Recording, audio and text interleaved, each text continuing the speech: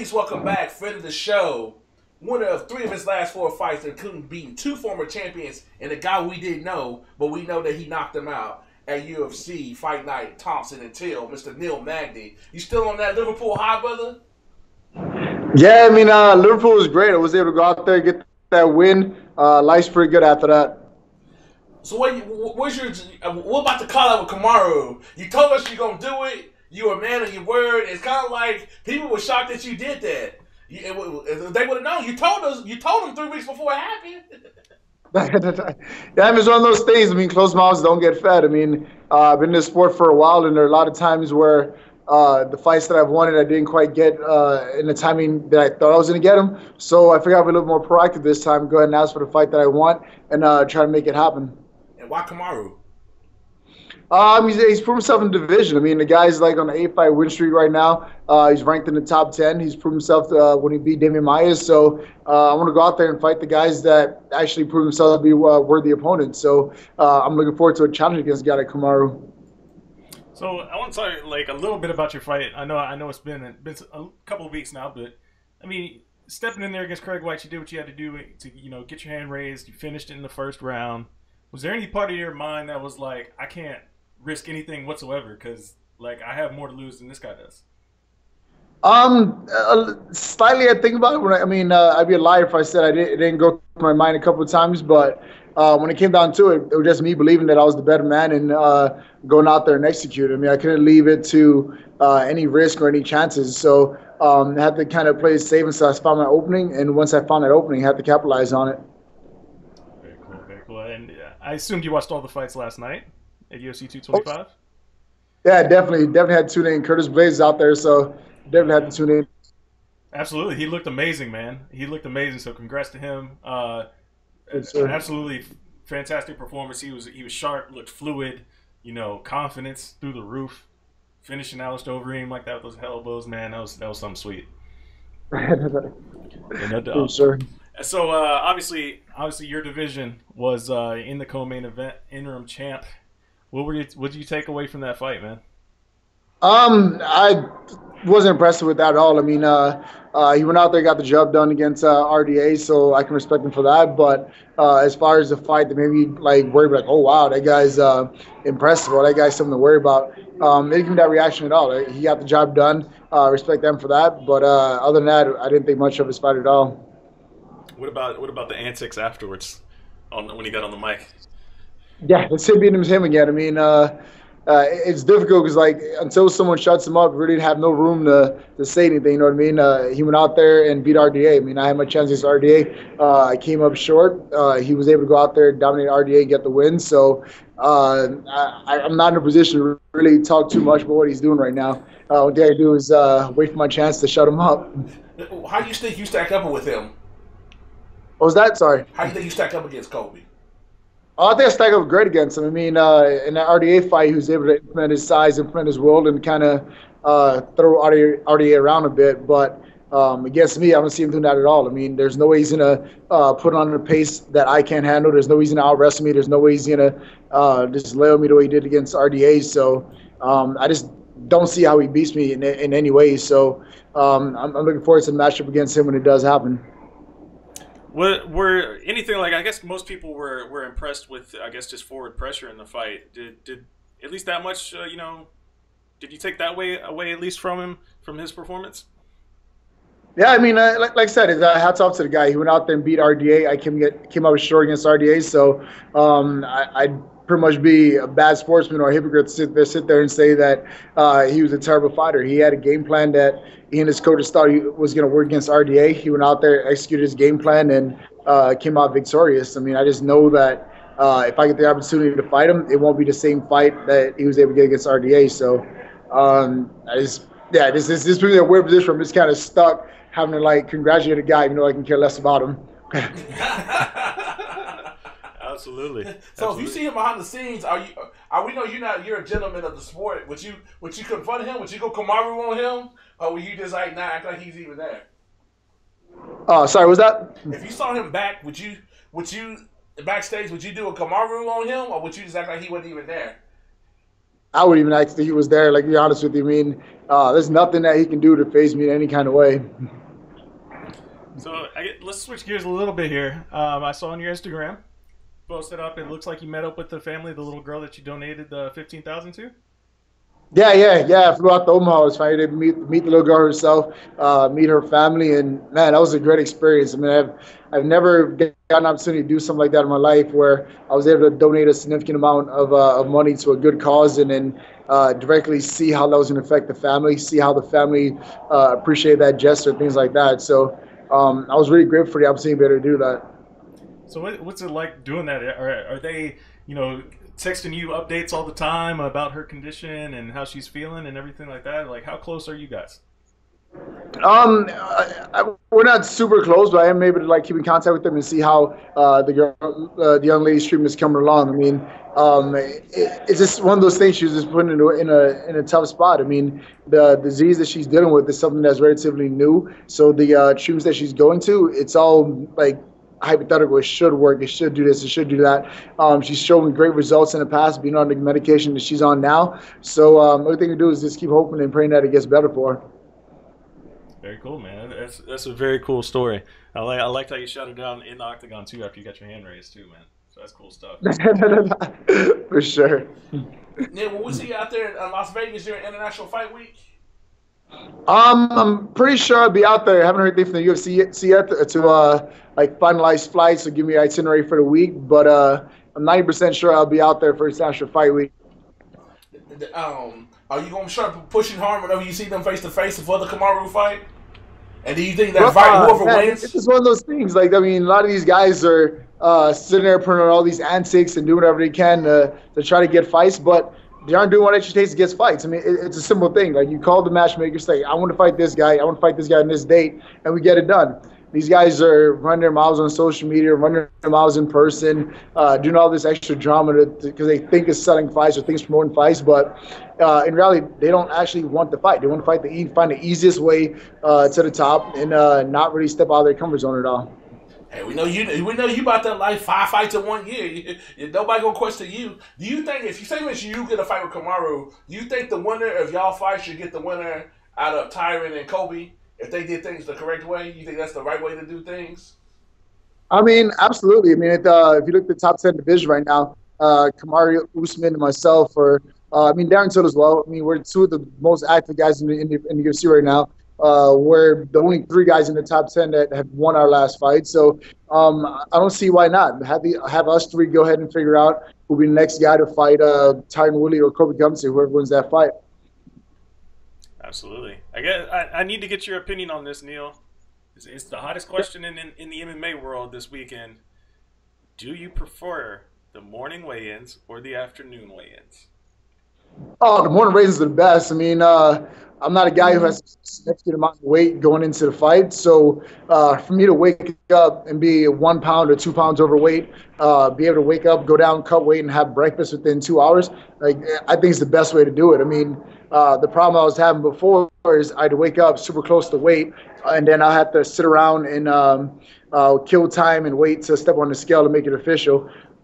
So I'm a huge fan of the early weigh-ins. I get to sleep in relatively a little bit later, wake up, cut my weight, have breakfast, and go on about my day, rather than sitting there dehydrated and suffering for 8 to 10 hours throughout the day, waiting to step on the scale at 4 p.m. Can I get you to do a favor for me, or for the show, for the Slip and Dip podcast? Can you do a favor for us? Yeah, of course. Can you poll all of your friends at the gym that are fighters, all of the fighter friends that you have in your phone? Shoot out a group text or something and ask them morning or afternoon, and can you give us the results? Because for Dana to say that there's a majority of fighters that prefer the afternoon weigh-ins, when if you look at social media, I still have not seen a single one that says they want afternoon weigh-ins. I'm just curious who these actual majority are. So, if I could get a name to go along with it, at least one name, just be one name that says they want the afternoon weigh-ins. That's all.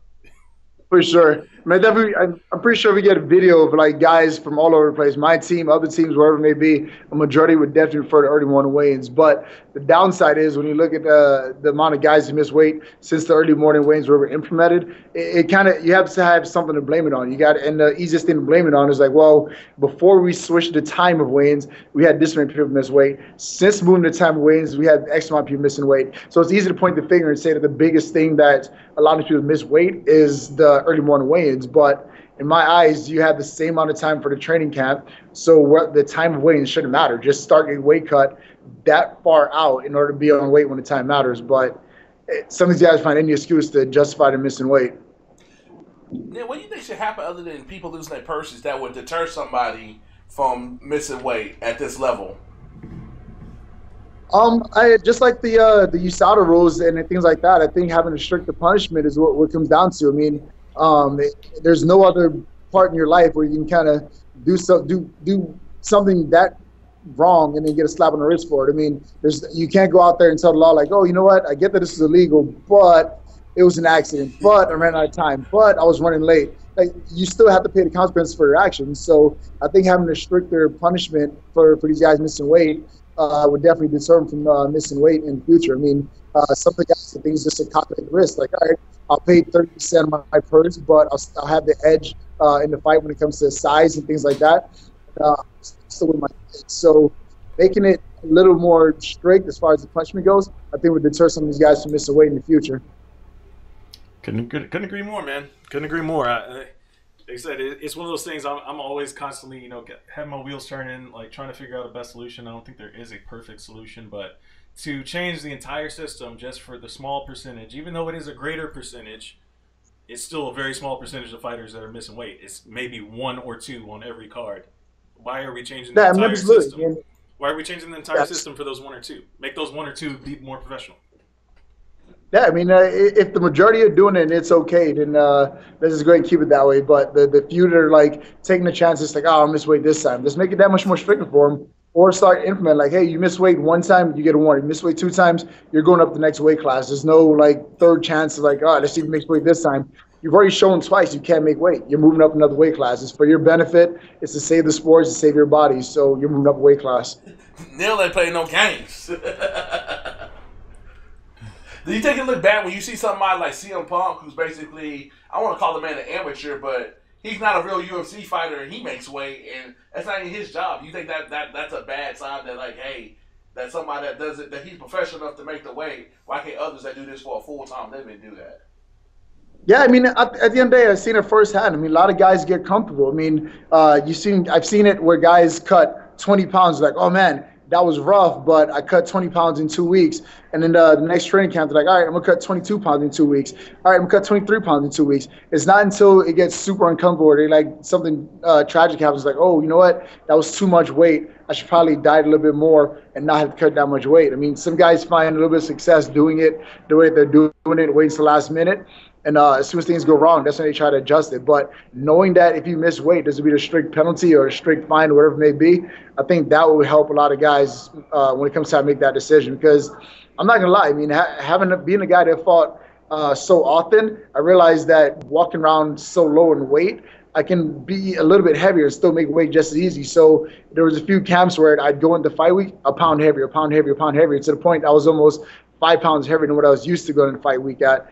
And I was still able to make weight okay. But if the risk got a little bit bigger as far as like what was at stake if I didn't make weight, I'm pretty sure I'd be a lot more motivated to be close to my weight class than what I have been in the past. I know y'all do this for a living, but to me, it's like, once the common sense kick in, like, it's like, hey, I weigh, like, we know a certain fighter that basically comes in like 25 pounds over and be, yeah, I'm 25 over, I'll be good by Friday. That's like unnatural. Or do you see the video with Yoel Romero, like he's about to die and he's got to get hit in the head the next night? Like, what about any of that makes any common sense? Like, it makes so much sense it doesn't make sense that it makes sense to y'all. I don't get it. Yeah, I mean, that's what it comes down to, risk versus reward. I mean, some of these guys, like, you know what, I get it. It's going to be a miserable weight cut. I could possibly get sick off of it, but that advantage I have going to the fight, I think is worth it.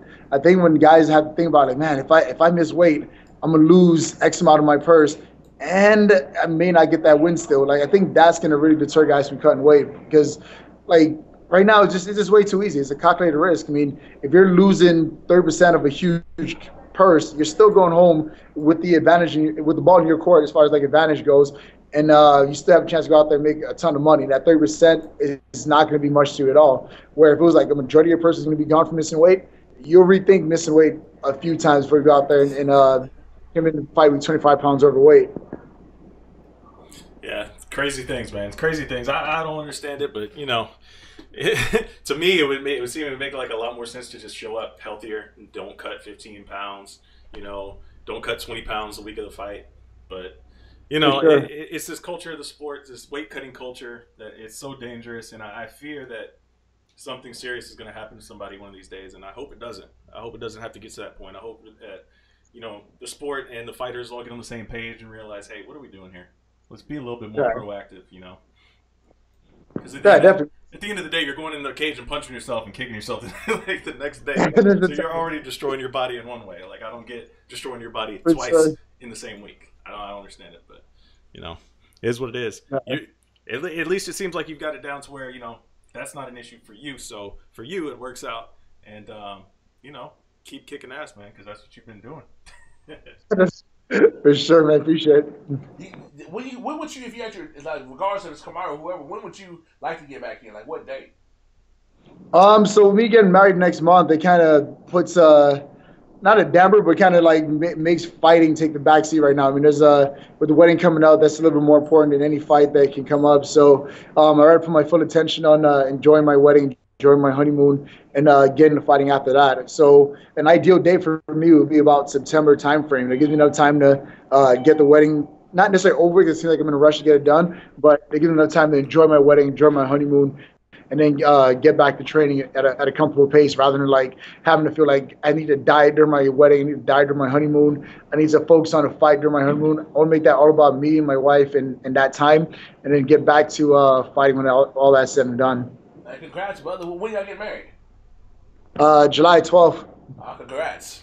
And July weddings are good. I got married in July in Destin, Florida. For sure. Can you help us get Mr. Blades on? What was that? Can you help us get Curtis on? Oh, getting Curtis on the show? Yeah.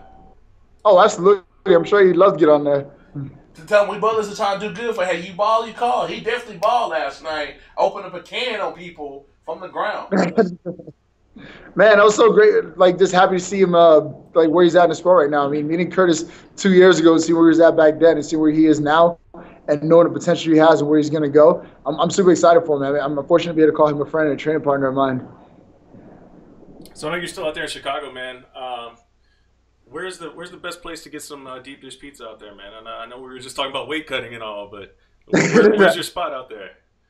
It's funny because this is where Curtis and I would disagree. He's saying it's Lumati's, I'm saying it's Giordano's, but he's breaking it down to like the nittiest of ingredients to make the difference. He's saying Lumati's doesn't have any yeast in their dough, and that's what makes the difference. And I'm looking at him like, bro, really, yeast? You're gonna say yeast is the difference between what makes the pizza good or not? Like, you don't know what yeast was, someone didn't tell you it was in there.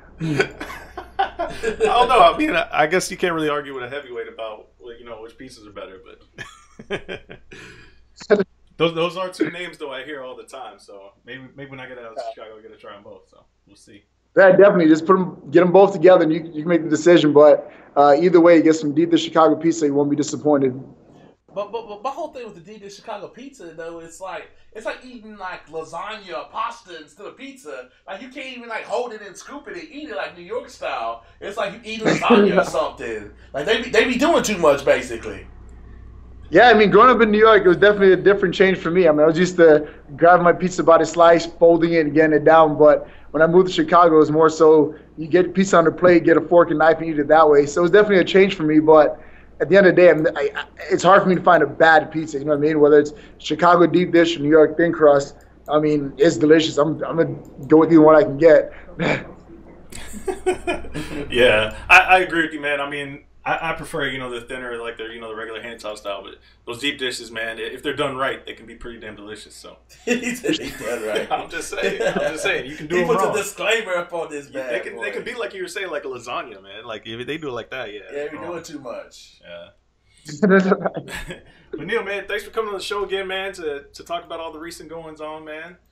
Congratulations on the win over Craig White out there in Liverpool, and look forward to catching up with you about this poll about who these guys are out there that want the afternoon weigh-ins. I'm looking for them. I don't see a single one. For sure, I will get on that and definitely get back to you about that for sure. Appreciate it. Tell your wife we won't be bothering you on the honeymoon. No, what was that, sorry? Tell your wife we won't be bothering you on the honeymoon. She'd be like, why they calling you, Neil? For sure. Neil, we'll let you get back to your rest of your Chicago trip, man. And we'll catch up with you after the honeymoon, like Kendrick said. Cool, man. It's great talking to you guys as always. All right, man. Take it easy. Thank you.